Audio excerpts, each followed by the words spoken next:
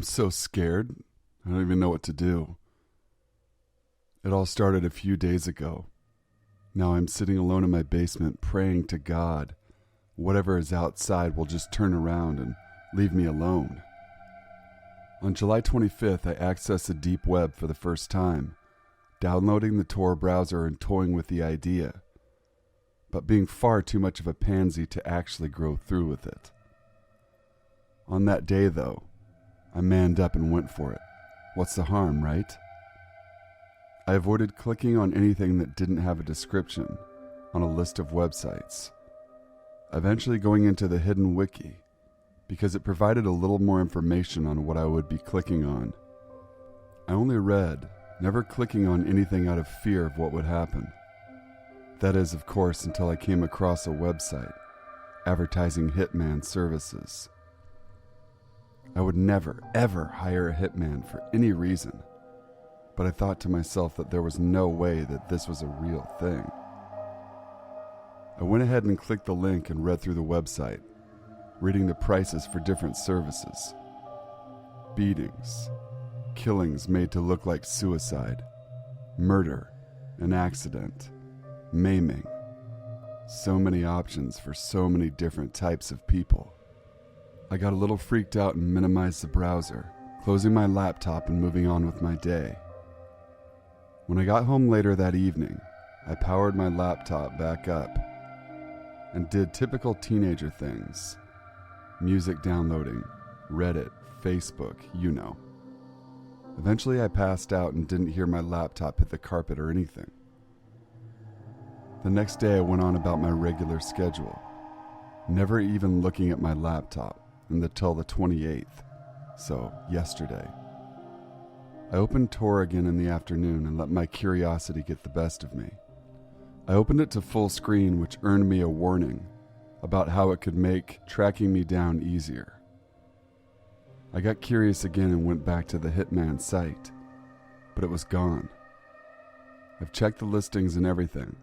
The website is completely gone. A little freaked out, but not really worried. I moved on and back to the regular internet. This brings us to now. I was about to settle down and go to bed when I heard something very unnerving. The crickets and frogs were almost completely silent. I live in the country and the crickets and frogs around my house are wicked loud at night, but there were very few sounds coming in through the windows. I sat still and listened for about an hour, and they slowly began to get louder and louder, so I assumed the danger was gone. Now, fully awake, I pulled up my laptop, feeling a little anxious because of the warnings I got while browsing the deep web yesterday. In the past 5 minutes, a few things have happened. First, my Tor browser was open and running, even though I had closed it. Second, my webcam was on.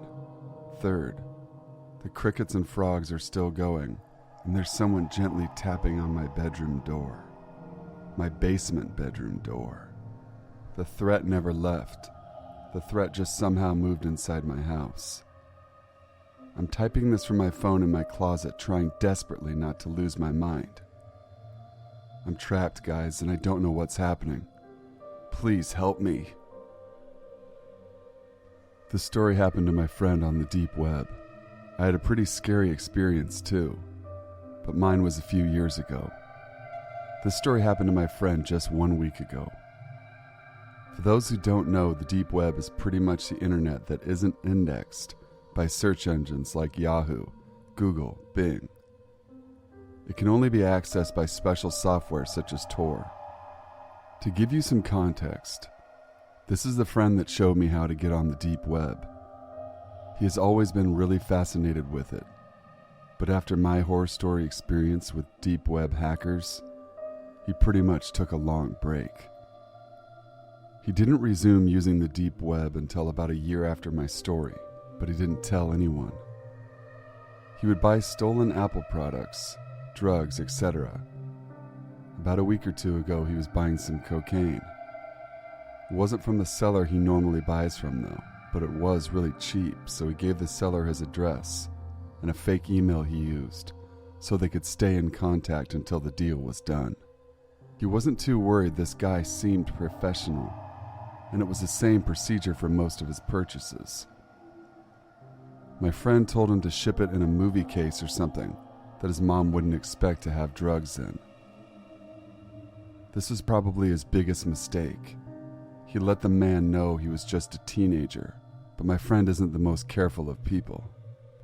A few days later, his mom walks in the house and hands my friend a movie that he had ordered online. He took it and opened it up, but inside there wasn't any cocaine, just a piece of folded up paper. He opened it up and read, "There's been a problem. Email for details." At the bottom, the man had left a new email for my friend to contact. My friend got on his email and asked the guy what the problem was.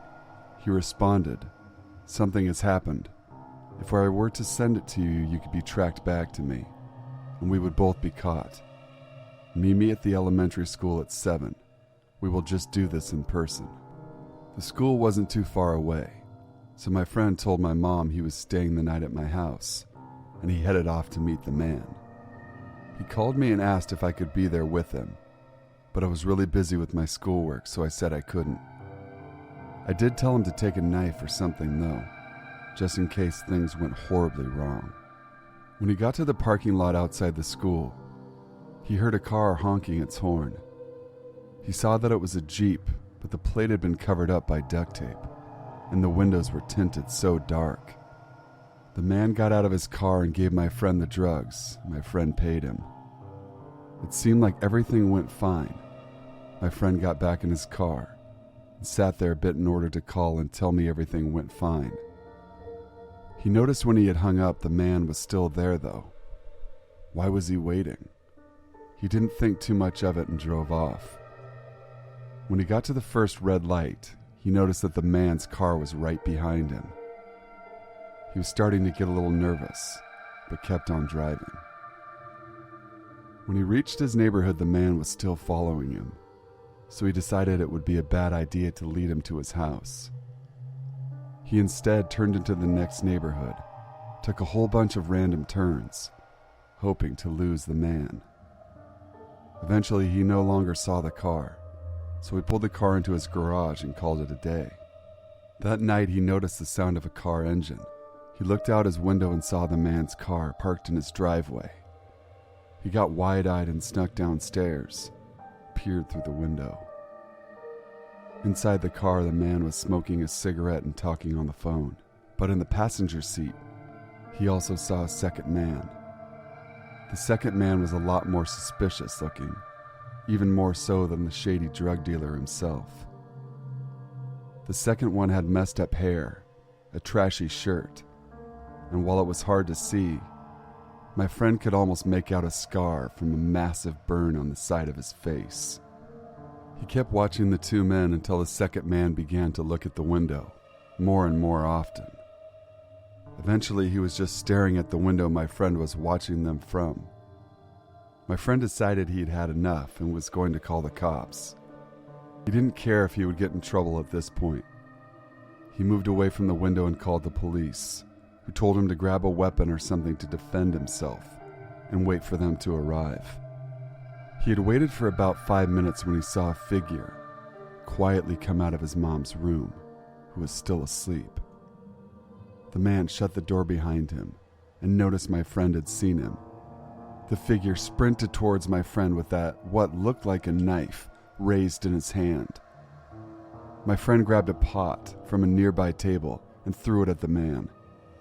It hit him in the face and shattered.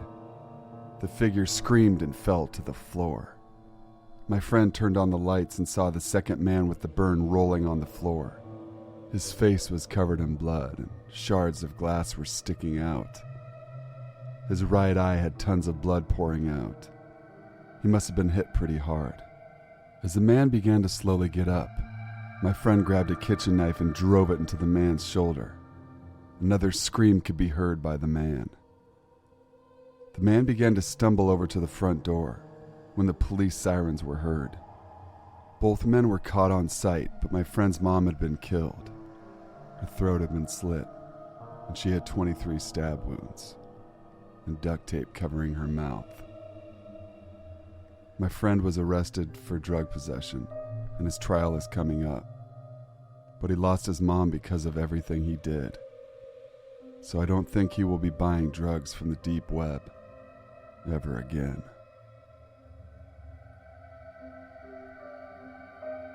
It really goes to show you guys, we have to make wise decisions. On to the next story. My friend and I were walking around downtown. I had to go to the bathroom since my bladder is unusually small, so we stopped at the park by the river so I could take a leak. I use the restroom, step outside, see my friend, and he goes in, so I watch the door, making sure no one else goes in behind him.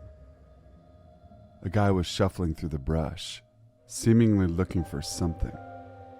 My friend came out of the bathroom, then this guy comes over to us. "Guy, have either of you seen my wallet?" We both shook our heads no, sending him on his way. I saw a plastic bag in the same area he was searching, possibly containing drugs, but I just wanted to get away from him as fast as possible. He then added, "Hey, if you ever need any drugs, you come to me." Ha ha ha. We nervously laughed and said, "Okay." We went on our way, out of the downtown and towards our house. Unfortunately, maybe this guy didn't get the hint. He followed us 3 blocks. We decided to swerve off our walking path and into a back alley. Not our best move. I was texting on my phone until I saw him getting close. I put my phone away and suddenly observed him. He followed us there too. "Guy, hey." We didn't stop. We kept walking. "Hey!" He shouted, now coming towards us. We stopped and turned around. "Do either of you have a phone? I need to call my girlfriend." I knew he was full of shit. He just wanted to make a drug deal or steal my phone or something. Me. "Sorry, I left my phone at home." Friend. "You don't have your phone?" "Nope, sorry, man." He finally went on his way and left us alone. As we were walking home, I turned to my friend and said, "You know, I have my phone, right?" Friend. "Yeah, I saw you using it before he came up to us." We were finally safe, but goddamn if we weren't paranoid on the way home. So, random drug dealer from the deep web, let's not meet again. I'm a full-time stay-at-home mom with a love of stars and space. I live in the suburbs, and at night, I like to imagine the skies when I can. This is known as astrophotography. A couple of nights ago, I noticed that the sky was fairly clear for a heavy, light-polluted area. So I decided to grab my camera bag, mini tripod, and phone that I can use as a flashlight to see what I'm doing. I assemble my equipment and start messing around with exposures and focusing when I hear the sound of leaves crunching behind me. I look behind me and I see a man about my height looking at me from about 10 feet away. He does not do or say anything, so I let it be and get back to what I was doing. There's no sidewalk where I live, and there's no fence around my property, making it easy for people to come onto my property if they felt so inclined to do so. A few minutes pass by and I'm changing to a zoom lens on my camera when I hear the leaves crunching again. I turn back around and the same man is still there. I guess he's been watching me this whole time. All of a sudden he yells at me, "Yo, what the fuck is that?" I reply that it's my camera and I'm doing astrophotography. He says, "Oh, okay, I'm sorry," and then walks away and gets into a car.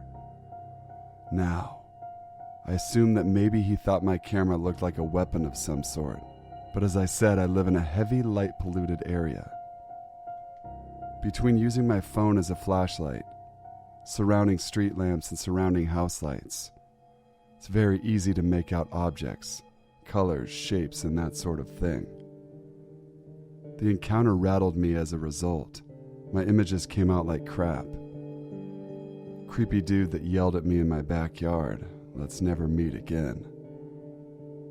Just as a side note, I think the man was one of the people that lives across the street, since the house there has 7 cars parked in front of it, and I recognize the car he disappeared into.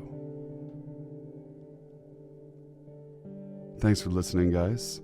Please make sure to leave a like, comment, share, subscribe to join the Sinful Society. Let me know what you want for a topic for the next upcoming video. Till we meet again, stay sinful.